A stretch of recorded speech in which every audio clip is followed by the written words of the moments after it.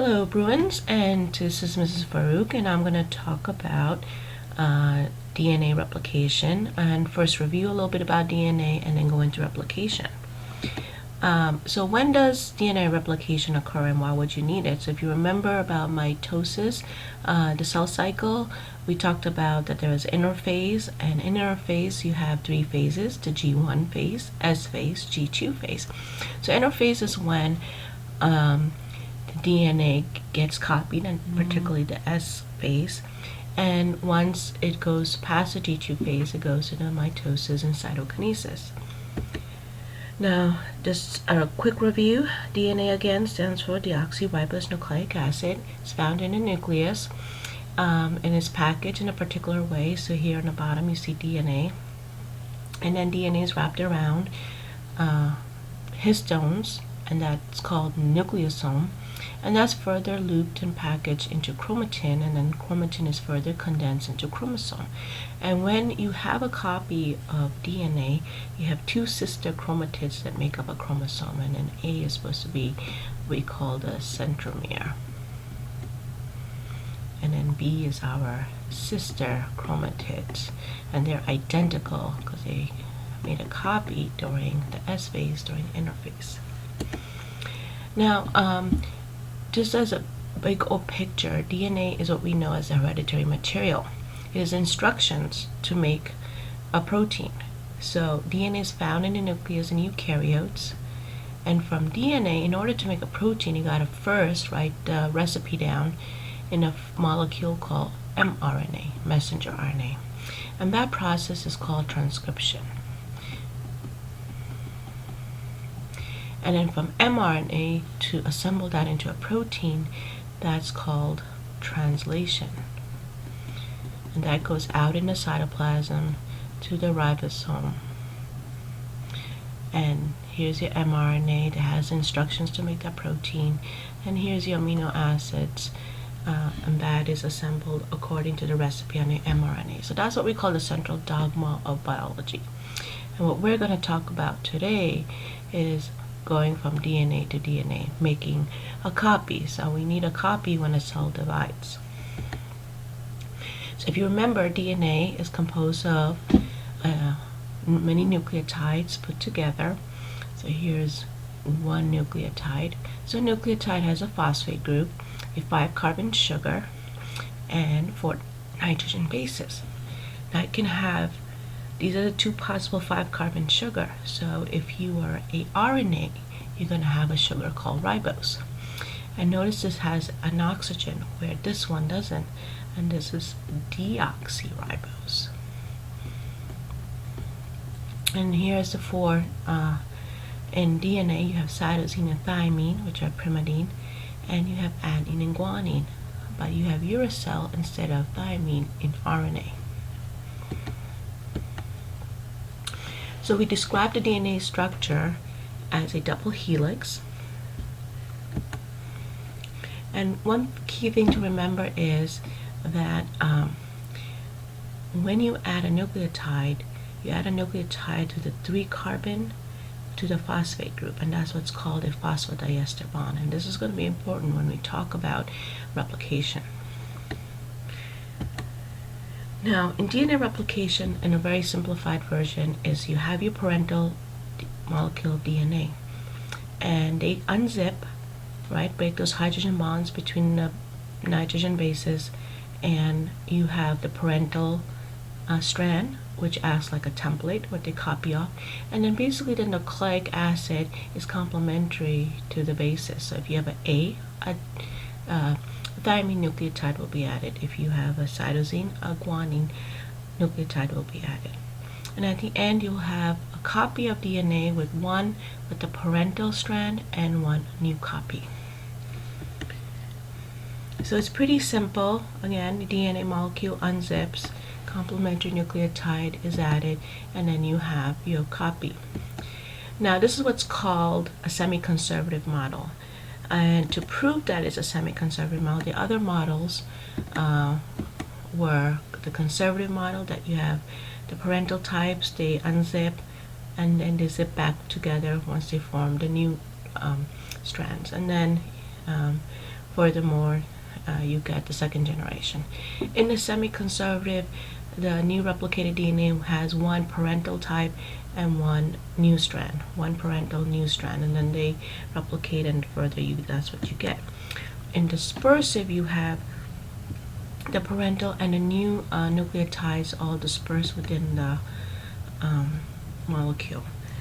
And to prove that it was the semi-conservative model, we have Messel and Stahl who provided proof for that. So what they did was they grew a bacteria in heavy radioactive nitrogen, and then the next generations they grew it in light radioactive markers, and then they centrifuged it. Now what they expect was if it's just light, you'd see a band, and if it's a heavy, you just see heavy, and if they have both new and light, then you would see an intermediate. So what they saw, they did not see a heavy and a light, so that ruled out conservative model, and this represents the second generation. And what they did have is an intermediate model, so that means it could be either the dispersive or the semi-conservative. So when they looked at the second generation round, again, they did not see these two bands, so that rules out conservative again, but they did see an intermediate and a light band. So this means it was a semi-conservative. Now if it was dispersive, they would have only seen a intermediate band, which they did not. So that kind of proved that it was indeed a semi-conservative model. So when DNA replicates, it first unwinds at a particular point, and that's called the origin point, and it forms what's called a replication bubble, and this happens at several points. And if you think about it, DNA is very long molecule, so if you're having replication at various points, it's going to make a copy much faster. And this is what you see under the microscope, these real replication bubbles. So again, if you remember the DNA structure, that one strand is that these strands are anti-parallel, and it's really important because when a nucleotide is added, it's added at the 3' end. All right, so you have a condensation reaction between a phosphate group and 3' carbon. Now, because DNA is anti-parallel, each strand is replicated differently. So one strand is called the leading strand. So in this case, you have a leading strand, and the other strand is what's called a lagging strand.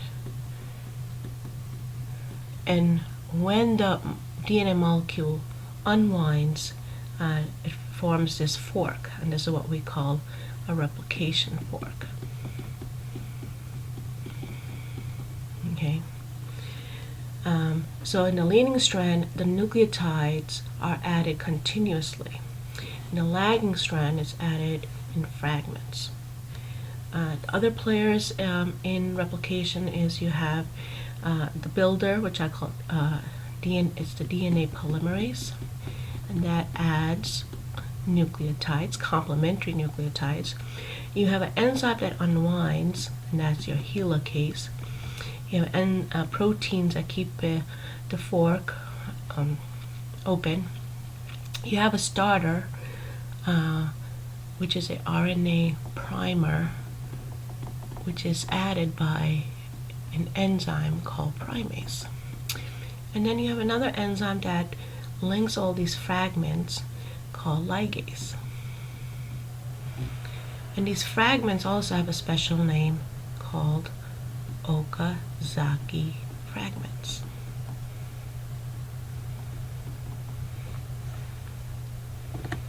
Okay, so here's another picture. So again, when you have one strand that's 5' to 3' and 3 to 5. So the 5' to 3' is the strand that's going to be your leading strand, and as you can see, it starts at the 3' end, and it continuously adds the nucleotides, and that's your RNA polymerase. The other strand, you add it in fragments. Okay. So again, the key enzymes is first you got to unwind, and your unwinder is your helicase. Unzips, unwinds, and the key enzyme that adds the nucleotides is your DNA polymerase, which I call the builder. Adds complementary nucleotides, and your primase adds the starter, and your ligase links the fragments, forms that phosphodiester bond between the phosphate groups and the sugar. So here's the steps. So basically there's 3 steps.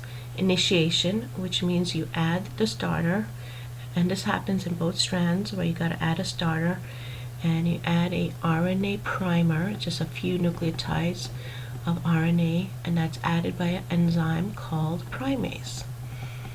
Once you added the primer, then the next phase is elongation, where the DNA polymerase will add complementary nucleotides. And then once it needs to stop, the termination, once it no longer needs to add nucleotides, the primer is removed by an enzyme, DNA polymerase, and then ligase will come in and connect the fragments. Now we also, RNA replication has this proofreading mechanism where the DNA polymerase will proofread, and if there's a mistake, an enzyme comes in, the nuclease, and it will cut out that mistake, and then the DNA polymerase will correct and add the correct nucleotide.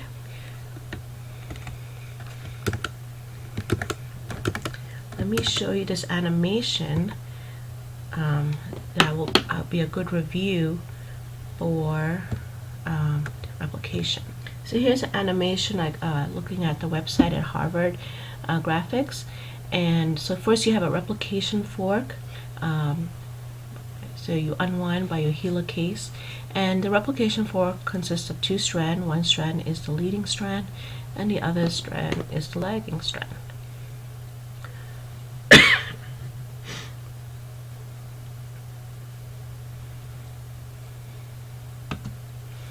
Now let's review the key players here. So here's the DNA polymerase. First the helicase, I'm sorry. So this is the helicase, so that helps unwind, unzip the DNA, and you have a replication fork. And you have these protein called single binding proteins that keep the DNA unwound, and you have your DNA, in this green is the DNA polymerase.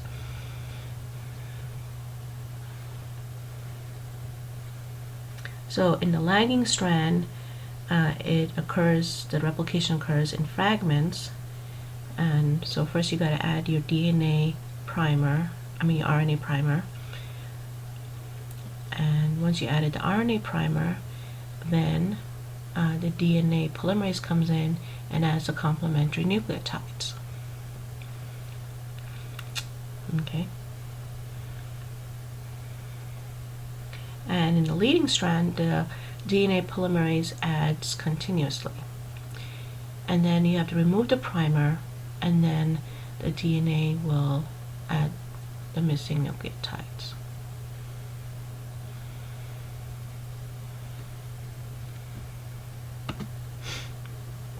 So all this is happening together. You have the leading strand continuously adding nucleotides, and then the lagging strand in fragments, and then that's linked later on by your ligase. So notice the different directions. The leading strand is going towards the replication fork, where the lagging strand is away from the replication fork.